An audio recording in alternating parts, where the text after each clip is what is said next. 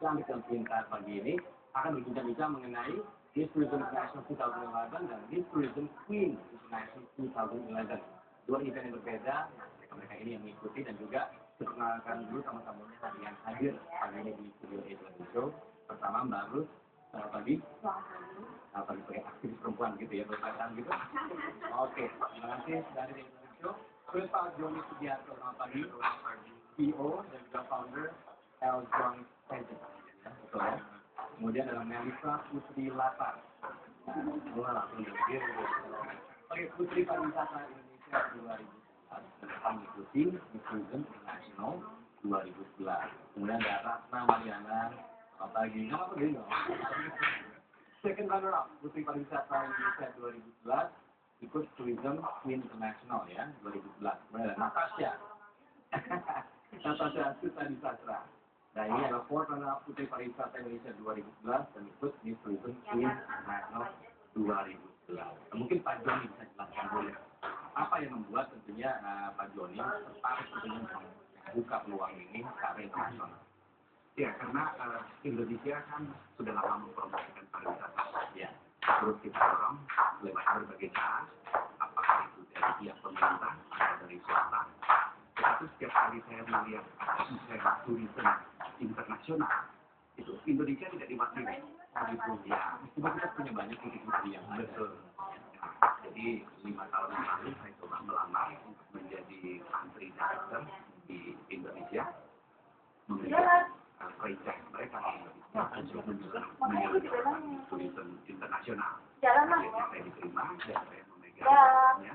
Oleh karena itu saya mulai membuat tingkat nasional Putri Pariwisata Indonesia yang siap untuk dikirim ke internasional. Jadi ini sudah yang penting. Iya. Nggak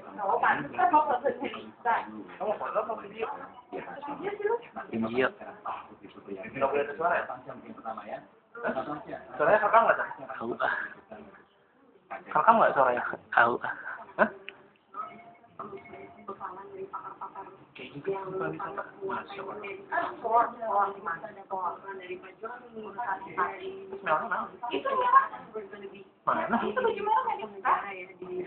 Di view-nya gitu, terus itu juga ada persiapan tempat yang kawasan badan.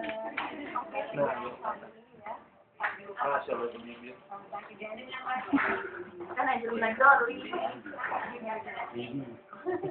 Tapi oke kan, Natasha juga kan tahu pernah ikut juga ya, sebelumnya apa namanya seperti itu dan sudah mengalami banyak pengalaman dan tidak masalah. Nah kira apa yang membedakan di tourism international?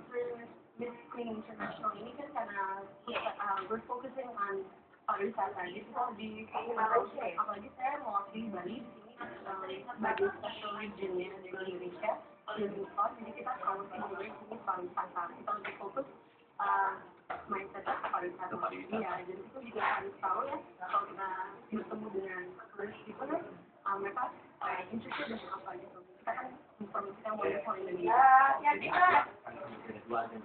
Internasional dan juga ada Miss Tourism International. Nah kebetulan Melissa ikut yang Miss Tourism International. Nah ini sebenarnya kan beda. Negara yang mengikuti juga kalau di di sini ada 60 negara, betul ya? Itu salah satunya. Nah perbedaannya apa? Mungkin sama saja, karena kita basically urusan pariwisatanya. Jadi mungkin cuman ini memang berbeda yang menyelenggarakan. Tapi intinya adalah memang memajukan pariwisata dunia.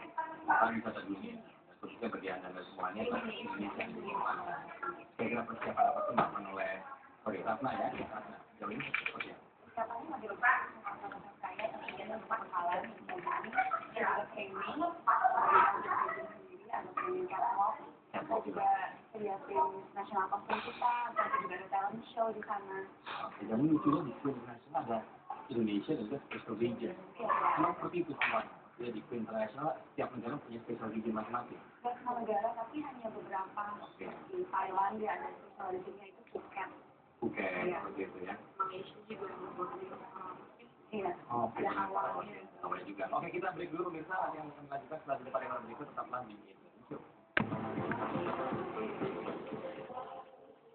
Lalu membahas Miss Tourism International 2011 dan juga Miss Queen International, Miss Tourism Queen International 2011. Saya mau tanya sama Mbak Ruth. sejauh ini Bapak sudah melihat banyak sekali remaja putri-putri atau Miss Nisan di dunia Indonesia yang sudah ikut berpartisipasi. Nah, dengan adanya Miss Tourism ini, dengan adanya fokus tentunya, akan Mbak melihatnya seperti apa? Saya harus melihat dasar kesejarahan. Apapun Miss Nisan ini atau pentas body kontestasi itu secara dunia itu dimulai abad 1859 waktu itu kontes dengan pakaian remaja. Nah, sampai kalau saya belajar sampai sekarang sampai abad ini pada dasarnya secara hakiki kontes Nisan apakah ada label pariwisata ataupun dunia atau unicorn atau Miss kampus dan semuanya pada dasarnya sama. Di situ yang diajarkan yang di kontes pastikan adalah body perempuan secara khusus. Dan ini penuh dengan kontradiksi karena kemudian body perempuan ini ibaratnya satu arena kontestasi di mana setiap bagian dari body itu berbeda uang karena di situ dimuati ada unsur fashion, unsur kosmetik, unsur bermacam-macam yang lainnya. Karena kiprah paskanya begitu. Iya.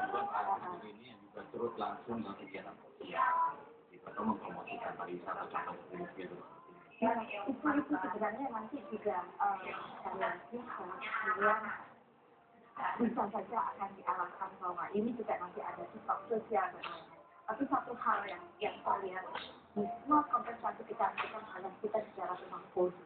Nggak mungkin ada orang jelek yang pendek akan menang gitu. Yang saya penasaran misalnya adalah bagaimana supaya motif kecantikan ini tidak hanya menjadi semacam stok ya atau semacam mannequin ya yang berjalan hanya perempuan yang kosong.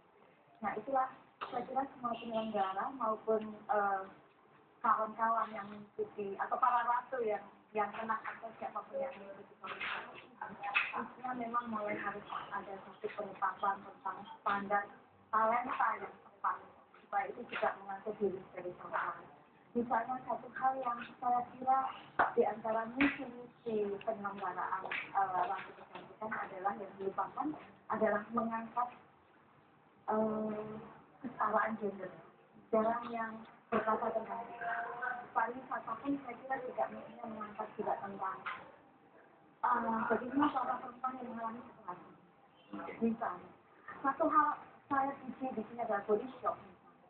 Dia bicara tentang kosmetik lingkungan, tetapi juga lingkungan yang itu bukan diperkenalkan. Lingkungan yang dia katakan lingkungan ini sekarang dirusak, seperti tubuh perempuan yang juga dirusak dieksploitasi.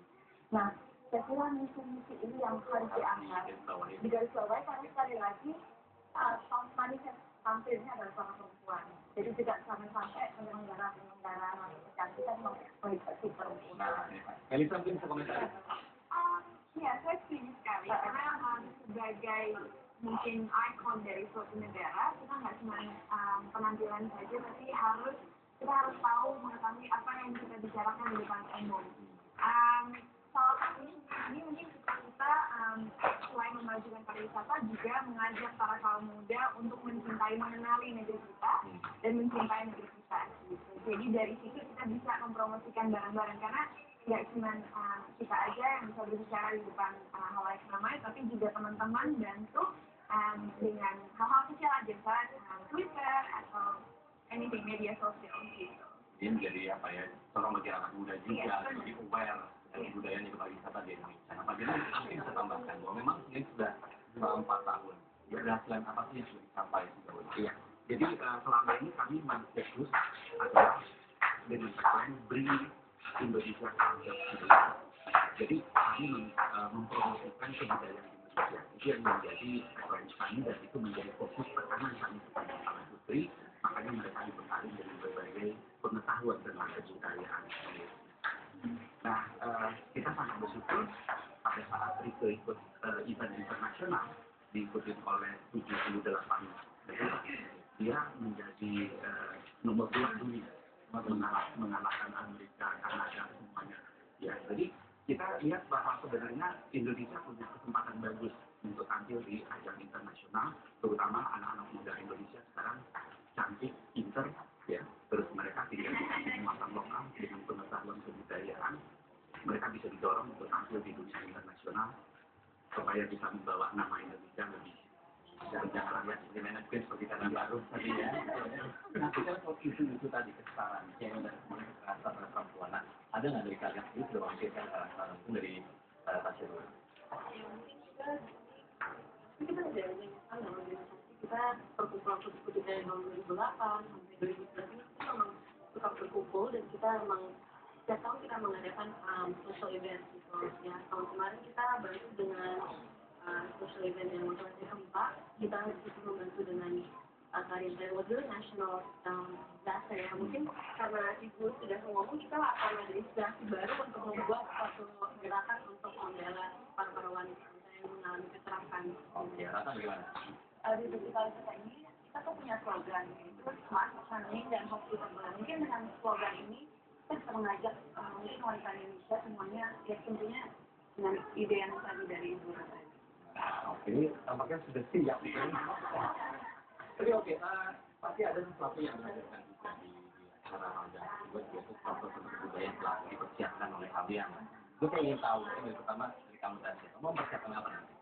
Mempersiapkan sebelum kemarin saya akan wakil Bali. Kemarin saya 3 minggu di sana untuk mempelajari budaya karena kan Bali has so many cultures, upacara budaya kan mereka banyak banget.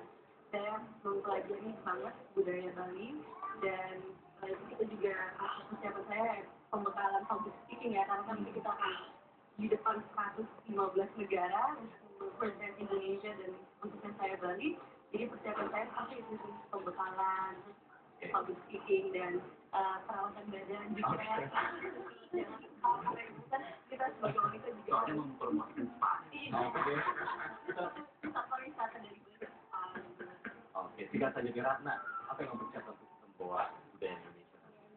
Secara luas bisa kita lihat di Wonderful Indonesia itu kan ada wonderful nature, culture, people, food, dan value for money. Jadi nanti kalau misalnya kita lagi mempromosikan Indonesia, ya tergantung orangnya itu dia lebih suka yang mana mungkin. Jadi kalau misalnya dia suka food, kita bisa promosikan kuliner Indonesia. Kalau seperti Ratna, mungkin untuk di ajang internasional ini saya akan membicarakan secara luas tentang Indonesia, tentunya tentang Wonderful Indonesia khususnya.